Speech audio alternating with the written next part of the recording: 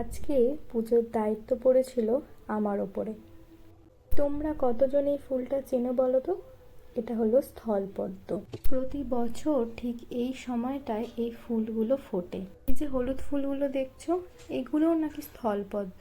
তোমরা কি কেউ চেনো এই ফুলটা? তাহলে তার নাম বলো। সাদা রঙের স্থলপদ্মটা কিন্তু বেলা বাড়ার সাথে সাথে গোলাপি হয়ে যায়।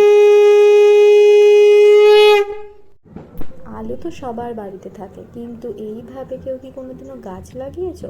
একবার লাগিয়ে দেখতে পারো। আমি কিন্তু প্রতি বছর শীতকালে এই কাজটা করি।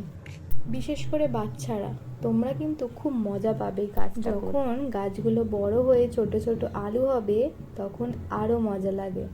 এগুলো তো সবাই ফেলেই দাও, একবার নয় মাটিতে লাগিয়ে দেখো। মঙ্গলবার মা হাটে গিয়েছিল আর সেখান থেকেই এনেছিল এই চিংড়ি মাছগুলো দিয়ে কি করলো সেটাও তোমাদেরকে দেখাবো আজকে। দেখো তো সকালের সেই সাদা স্থলপদ্মগুলো এখন কি সুন্দর গোলাপি রঙের হয়ে গেছে। কোন রংটা বেশি ভালো লাগছে, সাদাটা না গোলাপিটা? মা করেছিল চিংড়ি মাছ দিয়ে থোড়ের তরকারি।